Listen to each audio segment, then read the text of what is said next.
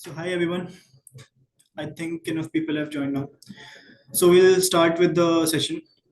So first of all, I'll introduce myself. I am Saurabh. I look after Qatar sales and Traflan.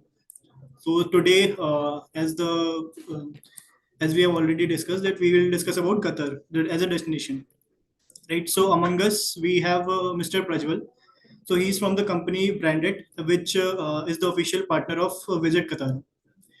Right, so he'll walk us through the entire destination and how we can sell it and what are the benefits of selling Qatar as a destination. Prajwal, you can take over now. Thank you, Saurabh. Hi, everyone. So I'll just get started with the presentation. At the end of it, if you have any doubts or in case you want to ask separate from the presentation as well, I'm sure the team already has my number. We as Branded, we represent the Tourism Board of Qatar. We are responsible for building their presence in the India market, and currently we have a collaboration with TravClan to build that same market and help the travel agents really push the destination.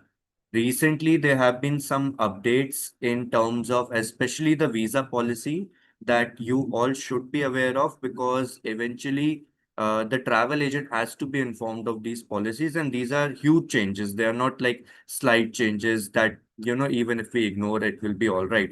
And these huge changes will help us get a way higher traffic in this coming winter season, which is going to be the main season for Qatar. So with that being said, I'm going to start with the presentation now.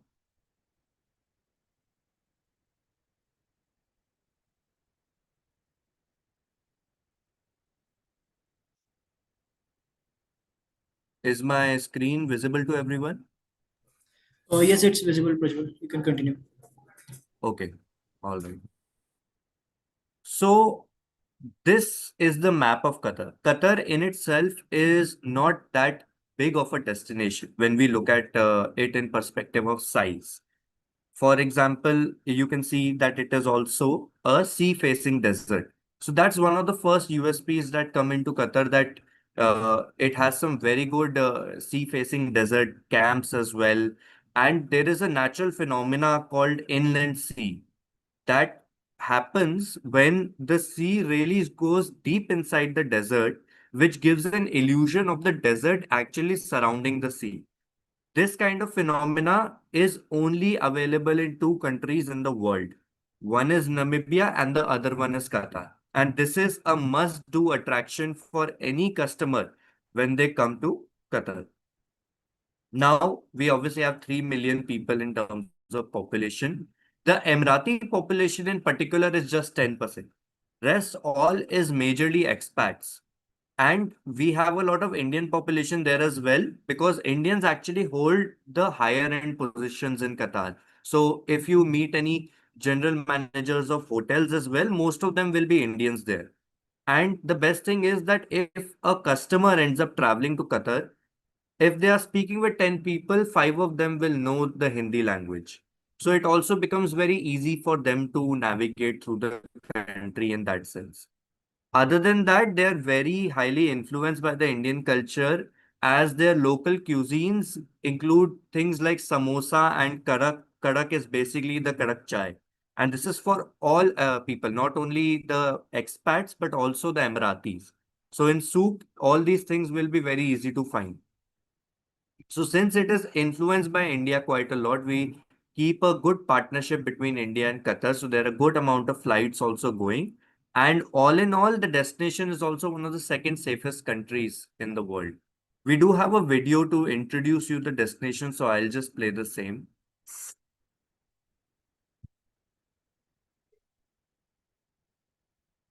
You for that smile.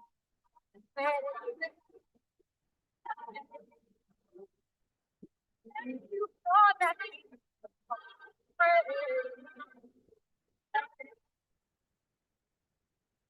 You promised my love.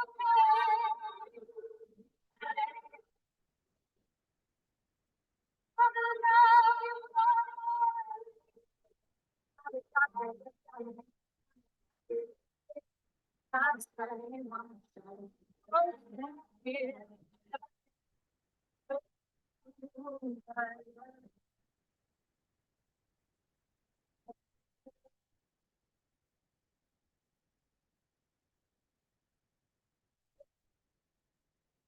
I love you.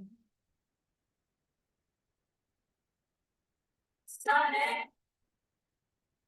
So that was just to give you a glimpse of Qatar.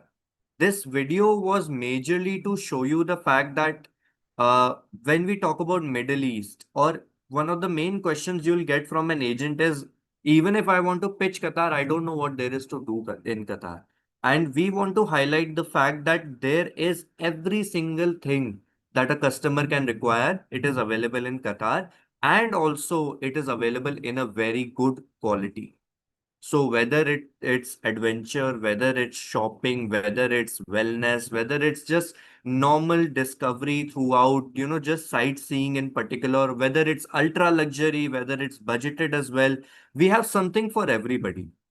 And we don't just want to keep Qatar as just a 1 or 2 night destination. We really want to push it as even a week-long destination. So we will cover in terms of what all factors make it a destination and how we can pitch to the particular clientele, whether it's FIT, MICE, budget, luxury. We'll go through all of that. So when we talk about GDP, it has the number one GDP in the Middle East, and it's around the third in the world. It is also the third safest country in the world. We have our subtropical desert climate, more or less exactly like how we have in Dubai. Majorly, if anybody has even heard of Qatar, it is majorly because of FIFA. That is when Qatar built its biggest presence. Now, the thing is that during FIFA, they had millions of people coming into the destination. The benefit they got from that was that they have built an infrastructure to cater to those millions of people, and that infrastructure is still there. So, of course, after FIFA, the tourism will not be as much as during FIFA. But because the infrastructure has been so well made, you're practically not waiting in line anywhere. Your wait time has been reduced quite a lot, and everything is very streamlined. When you do the immigration, when you're taking the boarding pass, check-in luggage, security check, all of that happens very quickly when it comes to Qatar. Now, we'll speak about the entry protocols of Qatar. So there are majorly three ways right now. Earlier, there were two major ways for FIT for a customer to visit Qatar. If a customer has any of the six visas, that is US, UK, Schengen, New Zealand, Canada, Australia, if they have any of these visas, they can take the A3 visa, which you can see on the right, where you have to pay a cost of 100 Qatari riyals and your visa will be processed based on any of those six visas. If the customer did not have any of these visas, the other way was to do the booking through Discover Qatar. That was a mandatory process before. Discover Qatar is a basic portal, kind of like how you guys also have your own portal, like an OTA in particular. Discover Qatar was also, let's say, a government-backed portal from where you had to book hotels. Now, that was causing a discrepancy because agents were not able to work with the properties directly. And even the DMCs were not able to generate big revenues because hotel plays a big role in the DMC's revenue. So 6 months back, almost in April, the tourism board updated this visa policy, and a major change was done where A1 visa, the one you can see on the left, was introduced. So in A1 visa, they added this policy that you just need the hotel confirmation voucher. Now, that voucher can be from anywhere. It can be from the hotel itself, it can be from a DMC, it can be from platforms such as yours. And as long as there is a hotel confirmation voucher, you just have to upload that along with the customer documents, and done and dusted. Your visa will be processed in 3 to 4 working days. So because of this, we are predicting a way higher traffic in this winter season, considering the fact that the visa process has been eased quite a lot. So a lot of customers will be willing to go. One thing you have to note here, and you have to also update the travel agent, is we have this platform called Haya, Hayya, from where you will apply for the visa, whether it's A1, A3, whichever you want to. Do make sure that the account you are using to logging into that Haya website is the client's account. It's not your particular. What happens is for Haya, the visa gets linked to the email ID. So you have to use the customer's email ID so that your email ID does not get blocked with the visa. So please keep this in mind. This is our process for the A1 visa.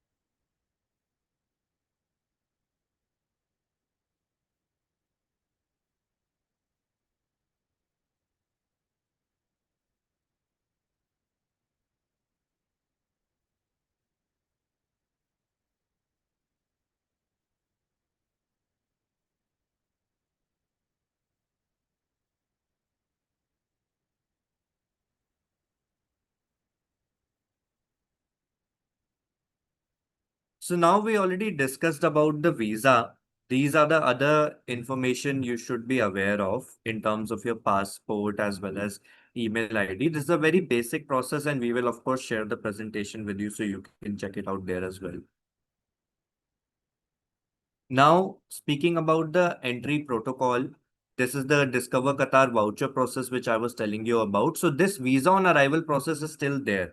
But of course, with the possibility of working directly with the hotels, I'm sure you guys would want to work on that as well. Speaking of airline connectivity, we are very well connected with Qatar, especially as I said, because of the fact that a lot of people go there for business conferences, as well as the fact that there are a lot of expats coming from India to Qatar to work. So we have 95 weekly flights coming from Qatar Airways, 64 weekly flights happening by Indigo Airlines, 25 by Air India, four times weekly flights by Akasa Air. So it's very, very well connected from Pan India. And of course, Qatar Airlines, we already know about, is one of the number one airlines in the world right now. And that really plays into the perspective of what Qatar has to offer as a destination as well. So there are two ways that I try to push Qatar. One is a point to point basis that is going to work for your winter season. During the summer season, stopovers are also quite popular. And for stopovers, you have to book a Qatar Airlines and book the stopover packages through Discover Qatar. The packages are very, very cheap in terms of stopover. They start from $14 a night. And this helps your customer, especially when they're doing long haul flights to US or Europe for their trips. They can do a stopover in Qatar, and for 1 or 2 nights, they can also explore the destination. Our airport also comes under the top 10 airports in the world. So a customer can easily spend like 2, 3 hours just exploring the airport. Speaking of transportation, we have the bus service, which is the Carva bus service. We also have Uber and Metro Tram. So it is very well connected through all of that. Trams are running in between the city, in between the streets from time to time, and they are free of cost. So one can board and get off at any time. And I would say that Uber is very convenient and, in fact, not that expensive when it comes to cost as well. So, Uber is usually what we have seen travelers use the most, but we have all sorts of options when it comes to Qatar. Now, speaking about why Qatar, we have a brief video for showing you all the kind of attractions there are. I I don't think this video is playing. Never mind, we'll push forward from that.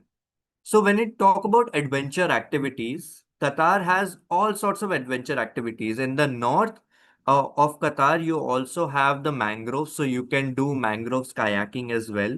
We have golfing. We have an indoor and an outdoor golf club. One also serves alcohol, one does not serve alcohol. We have hot air ballooning. That usually happens during the winter season in the Katara Cultural Village. We have whale shark expeditions that are happening during the peak summers when the whale sharks actually come near the land. And then we have paratriking, jet skiing, wakeboarding, even diving, as you can see from the images itself. So there are a lot of adventure activities. In fact, there is a kite beach club as well, which is majorly booked by people who want to do kite surfing, again in the north of Qatar. So the adventure sports facilities in Qatar are also very well managed. Other than the adventure sports, we also have sporting events such as MotoGP and F1 Grand Prix also happening every year at Qatar. As I was speaking about, we have the Al Thakira mangroves where you do the kayaking. And then we have the desert safari experiences as well, where you can also see the famous Arabian oryx, which is the national animal of Qatar. And you get to also do the dune bashing expeditions and go to the inland sea and see other animals also, which all wildlife is available there. In fact, through the desert, they can stop you in between where you can also find seashells from the time when this desert used to be covered by water, and that is also hundreds of years back. When we talk about family centric activities, we have multiple theme parks in Qatar. It is actually an extremely friendly family destination. So we have the Lusail Winter Wonderland that happens during the winter season. One of the things, if you remember, I had told you at the start is you don't wait in Qatar for anything because the crowd is not oversaturated. It is the everything can be managed very well. You don't face that many traffic, you don't wait in lines quite a lot. So, for example, even in this winter wonderland, if you go into any ride, on an average, you won't be waiting for more than 5 minutes for your turn. Compare that to destinations like Singapore, where you have the Universal Studios. I have myself waited in line for 2.5 hours in a general pass for one particular ride. So that also, increases the experience in terms of what you are able to see at the destination or how much you are able to see because of the amount of time you are saving. Of course, we have in Al Maha Island, we have multiple restaurants as well. We have the Al Maha Drive where you'll see some very classic cars as well. And then we have the Bagatel Beach Club, which is for more of a younger generation who want to party.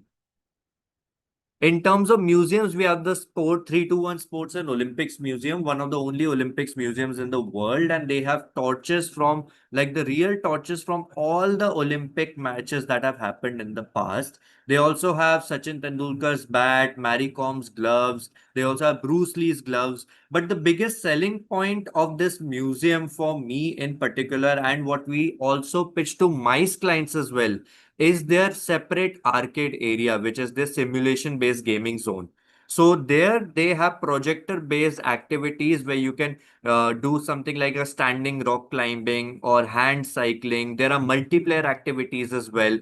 And every time you do an activity, your data is recorded in terms of your reaction time, your athletic ability, and all of that can be consolidated in the end to give you a data on what all you should work on and improve and what all you are already excelling at. And that information, what we have seen, is very interesting for the customers, so much so that they end up spending like half a day in the museum itself.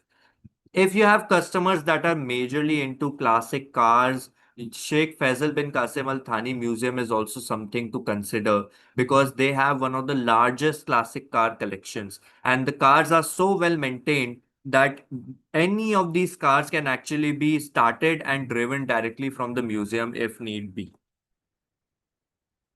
We have the mosques as well. The one you can see in the picture is actually an education city mosque. It is known for its unique architecture. The two arches which you can see also symbolize their teachings when it comes to the mosque itself. And we try to push the modernity of the architecture as well. We don't just want it to be classic, we want it to be open to the world and see that what exactly is the Middle Eastern culture and how we can accommodate that with the modern generation. For people who are also into animals, Al Shakab Equestrian Center is something we do recommend people to see. I don't know how many of you would know, have seen a horse swimming but that is something you will be able to see in this, because this particular stadium is not only for the horse competitions, but also to take care of the horses. And as you guys would be knowing, Arabian breed of horses are considered one of the best breeds in the world. So those horses you will be able to see here. Now, again, for family activities, we have the indoor theme park, which is called the Doha Quest, directly attached to the Banyan Tree Hotel. It is known for two major rides, which is the tallest indoor roller coaster and the tallest indoor drop. These are the tallest in the world.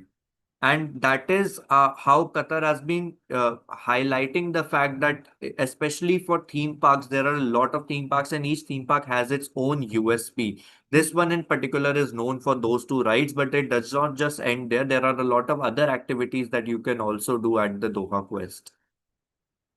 And in terms of beach clubs, we already discussed about the Bagatel Beach Club. We also have the Doha Beach Club, where again are famous for the pool parties. We also have properties such as the Hilton Salva, one of the largest properties in Qatar. It is 4.5 kilometer long stretch of the property, because other than the property, it also includes Qatar's largest theme park, which you can see from the picture itself. It is, of course, a sea-facing destination, and it is very, very famous for weddings in particular. 361 hotel rooms and 7 signature restaurants in the property itself. This is the theme park for Hilton Salva, one of the largest, 28 thrilling rides, and even the King Cobra ride in particular. There are some other resort facilities. We have stand-up paddle boarding, dolphin cruise as well. Inside the property, we have the sports academy also. So a lot of activities for people to do. Generally, the people end up, if they are spending 1, 2, or even 5 nights at the property, they don't leave the property because it is a little offbeat from the main city. It is kind of near the desert and it is sea facing, so people end up spending all their time in the property itself. Then, speaking of theme parks and hotels, we have the Rixos Ketaifan Island, another hotel adjoining a water park. This is known for its slide tower in the water park, which is one of the tallest towers of slides in the world with the highest density of slides in the world. So we have world record rides actually in directly in front of these hotels, which make them a very good selling point, again, especially for families. Speaking of the Middle Eastern art and culture, we have the National Museum of Qatar, which is made in the form of a desert rose. Desert rose, by definition, is actually not a plant, it is a stone. And it looks exactly like this. If you search on Google, you will not be able to believe that it is actually made from a natural phenomena. This museum is actually very interesting because in the museums in Qatar do not only focus on giving information, they also focus on interactivity. So each of the walls has projectors displaying different videos. Some of them are also touch controlled, so you can actually figure out and understand things based on your own pace when it comes to the National Museum of Qatar. And then we have the souk waqif. Souks are the traditional Middle Eastern markets. They exist in all Middle Eastern countries. For example, even in Dubai, we have a souk, but the souk in Dubai is actually a rendition of what a souk is supposed to be. Whereas the souk in Qatar is as old as Qatar as the destination itself. Souk waqif, the waqif word in particular means standing. And the reason for that is it used to be on the banks of the sea, and when the tide used to get high, all the chairs used to sink. So the merchants used to stand and sell their products at that time. So it is that old as a market. And you can see the rich history when you actually roam around the souk. We also have the Katara Cultural Village, known for amalgamating different cultures and artifacts from different countries. They have some arts available from Indian artists, donated by Indian artists to this cultural village as well. And what you can see in the image is a rendition of the Roman amphitheater, where if you even whisper from the center, you can listen to it in the corners. It also has the galleries Lafayette, where you have all the luxury brands possible, from Cartier to even Richard Mille. So especially good for luxury high-end customers. And then we also have the Museum of Islamic Art to give you a background on the whole Islamic culture and how it came to be in Qatar. Shadows Traveling Through the Sea is also a public art installation which has started getting popular quite a lot in Qatar. And we also have the Al Zuwara Fort, which will also give them a history of how Qatar used to trade with India back in the day. We have Zikri, that is in west of Qatar and uniquely famous for its film city as well, and a lot of filming locations and a lot of limestone caves as well. And Al Shahania Camel Races is again famous for its camel races, where you can actually witness those camels run at top speed in the desert. Some of them also have some very nice designs and are dressed up very nicely, so you will also be able to appreciate that. When it comes to shopping, we have, of course, the local markets such as the souk to give you an idea about the local spices and what all the local Qatari people end up buying. But we also have some very, very famous malls from Al Hazm, Doha Festival City, Mall of Qatar, even the Place Vendôme. So Place Vendôme in particular was also voted one of the most beautiful malls in the world back in 2013. It is the mall in the upper image on the right, and that mall is huge. It is also connected to the Le Royal Meridian Hotel. So from there, you can also get some buggies to take you around the mall if you're staying there.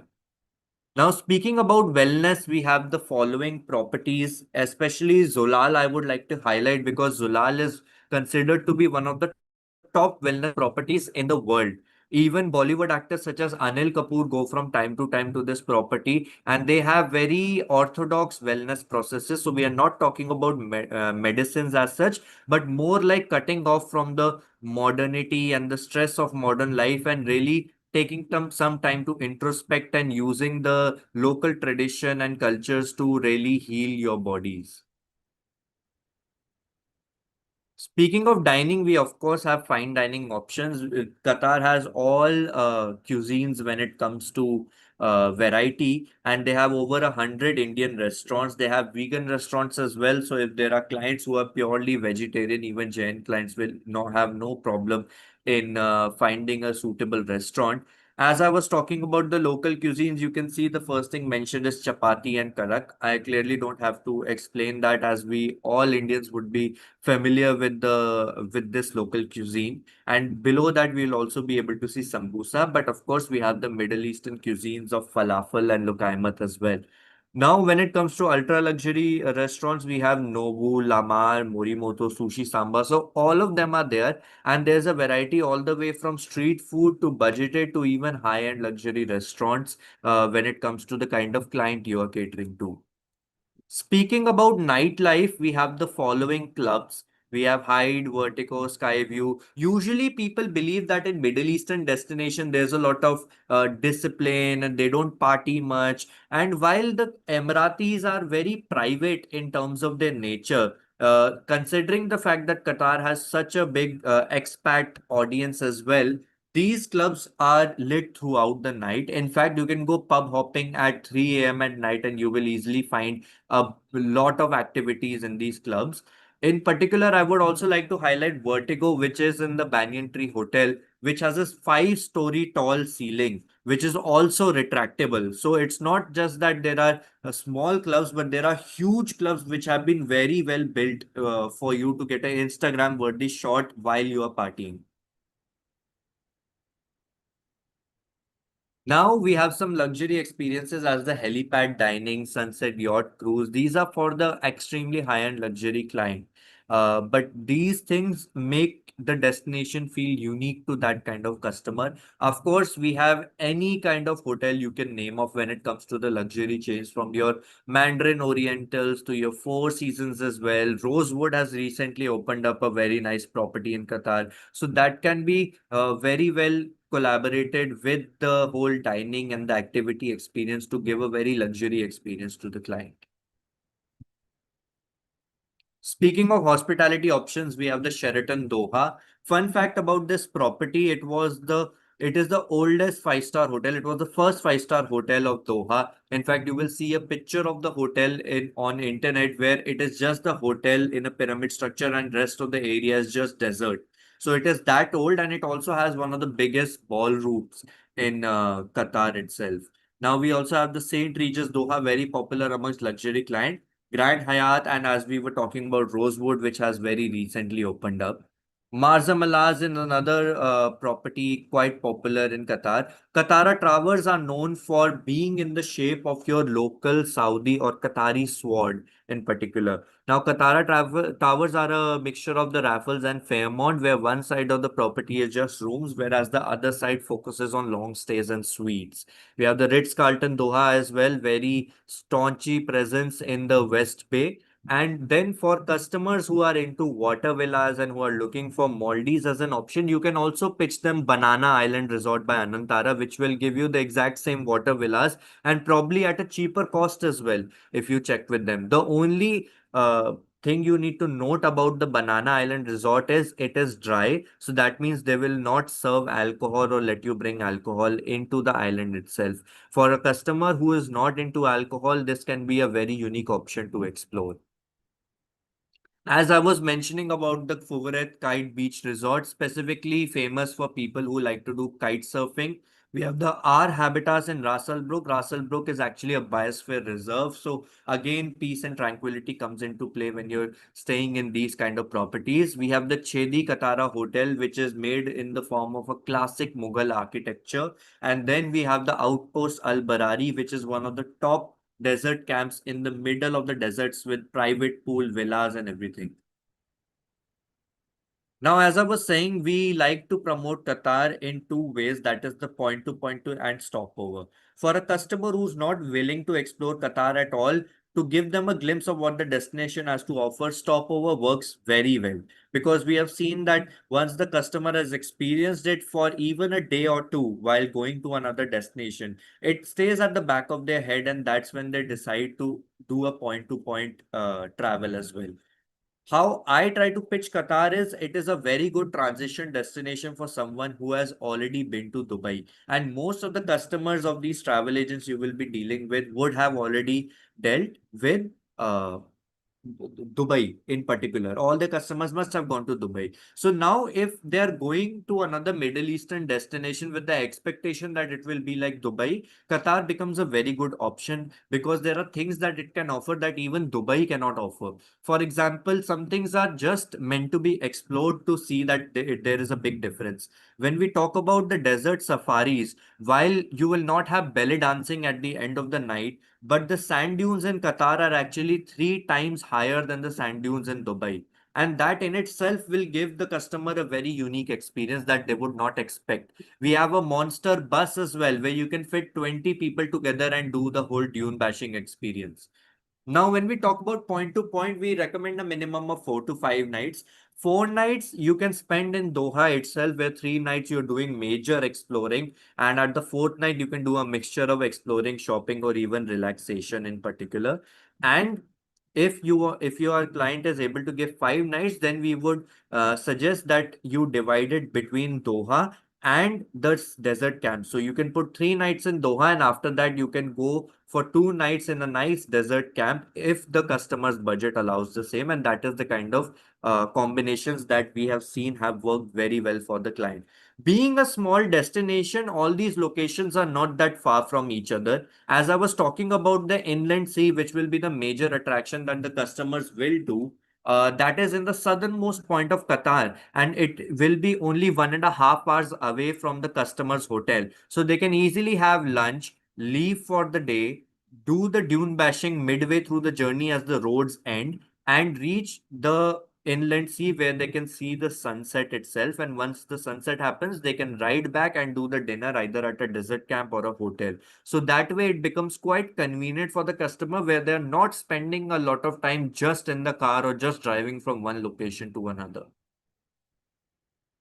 Speaking about mice in particular, I am going to focus on just some of the major points when it comes to mice. That is the venues. So we have the conventional Qatar Conventional Center, which is the bigger one of the two. We have two centers in total.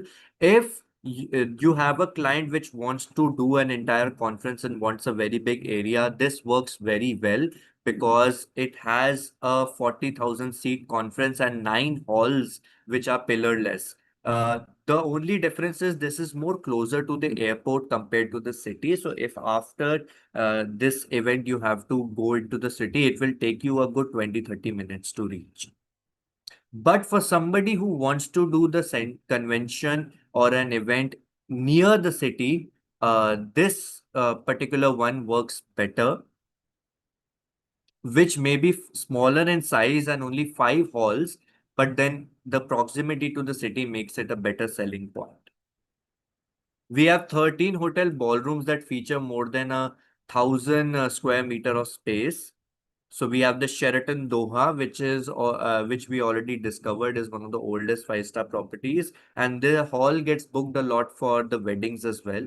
This is how the Katara Towers look from inside when it comes to the room as well as the ballrooms. Sharing you a glimpse of the West End Doha as well. This is the JW Marriott Marquee. And we have the Regency Sea Line Beach Camp. Now, between all the hotels, why we also gave a beach camp as an image is because in Qatar, your MICE events and activities do not have to be restricted to just the ballrooms. Qatar is actually very flexible when it comes to where you want to host the conferences. You can do it in between the city, in the desert camp as well, if you want to do some sort of activities like team building experience and everything. Qatar is very flexible in terms of that, to the point that only your imagination is what will be holding you back. So once you discuss with the DMCs, you can come up with different kind of things for the MICE customers as well, which will be a very unique selling point from your side to the MICE clients.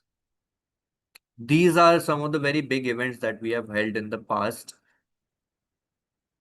And now speaking about incentive, we as the tourism board, Qatar Tourism Board offers the highest incentive to corporates when it comes to an international destination hosting MICE. Now our incentive starts from minimum guarantee of 50 packs, and the minimum incentive the client will get is of $90 per person. That is 90. And depending on the group and the number of nights, it can only go higher from there. Other than this particular incentive, we also provide an incentive in terms of alcohol, where we will have to speak to the ministry. But if your client already has the information in terms of how many bottles do they want and which brands, then we can speak and get a 20% discount on the overall inventory for that as well. And as we know, in Middle Eastern destinations, alcohol prices can be slightly higher as compared to other destinations, because of the fact that alcohol is not really preferred by Middle Easterns. So a 20% discount on the total charge of alcohol really makes a big impact in the client budgets as well. Of course, I'm sure a lot of you have a doubt in terms of being a Middle Eastern destination, is alcohol allowed? So I should tell you that as well, that all the hotels and restaurants in Qatar are allowed to serve alcohol. Even during the Ramadan period in clubs, they will have a discrete segment in the corner where foreigners who are coming to the club can still have alcohol. So they try to be as accommodating as they can to the audience that is actually coming in from other destinations. Speaking of sport activities, we have the Under 17 World Cup happening in Qatar. We also have the Formula One Grand Prix and the MotoGP happening. We also have UFC happening in Qatar. We also keep on doing concerts of even Indian singers from time to time in Qatar. Most recently, we also had a concert by Travis Scott that was happening in Qatar. And we have the food festival and the jewelry watch exhibition that's also coming. Now, this was just to give you a very brief overview of the destination. We also have our Qatar app and the specialist program. You can also get some information from the website, but I would suggest that each one of you go and complete the specialist program, because from this, it will, in 1.5 hours, it will give you way more information, and we have made it in a very interactive manner. I'm sure you guys must have done some specialist programs in the past as well. So you will be able to see that the way we have made our specialist program is in such an interactive manner that you don't even feel like you are actually studying. It's not a lot of reading, it's more about interacting and using your mind to understand how you can customize and sell the destination. And once you're done with the specialist program, you will have the destination on your fingertips. We also have an Amazon voucher incentive for anybody who completes these this specialist program. So once you are done with this program, feel free to share your certificates with us, and we will approach the tourism board and get those voucher released for each and every one of you. But that's it from my side. You have the following information. So you have Miss Dheera, who's heading the account. We have Miss Akshata, who's looking after mice. Miss Neha is also working from the Bombay market, where is our headquarters. And I'm Prajwal. I'm managing the North and East market of India for Qatar as well as the rest of the portfolio branded. So feel free to reach out to any of us whenever you have any doubts or queries and you would like for us to resolve the same. Over to you, Saurabh. Thank you so much, Prajwal. It was a lovely session. It was a very insightful session. Actually, I think the travel partners and all the team members will have a lot to learn from this presentation. And I myself learned a lot. Actually, I didn't have any idea that Qatar has so much to offer to their travelers. But now I think everyone will have like a deeper understanding of the destination. Right. So we have opened the forum for questions, and we have got some questions. Uh, so the first one is, can a person rent a car in Qatar for traveling? I mean, if you have an international license, I'm sure there are companies out there that can give you the car renting process as well. I would suggest that if you have DMC contacts, I'm sure Travclan team was there yesterday at the Yes, yes, roadshow, so yes. they would have got some very good DMC contacts, and they will be able to get you in touch with those particular car rental services as well. Okay. And there are no regulatory foundations to as to not drive for travelers to not drive the cars. Not much. Of course, the fact is that you have the steering wheel on the other side, so Okay. the travelers do have to be aware of that and the driving conditions that come with the same. I know I was facing an issue every time I opened the door to see the fact that there was no steering wheel on my driving side. But if the customer is fine with that, I'm sure there is a solution for the same. Okay. Got it. So the next question is, Sorry, before go ahead. I forget, you also can rent the dune buggies and do the dune bashing in Qatar. So that is also another fun factor that a lot of DMCs will offer you guys. Dune buggies, as in the desert safaris. Yes, yes, Okay. In deserts, we can rent the car. yes. Even like proper buggies, like those sand dune buggies that they have. Okay. Got it.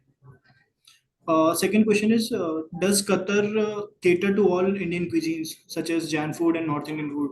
Yes, yes, easily. You will find restaurants for each of them. As I said, it is very highly influenced by the Indian culture. Hmm.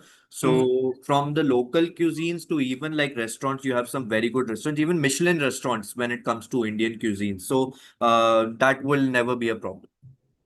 Okay.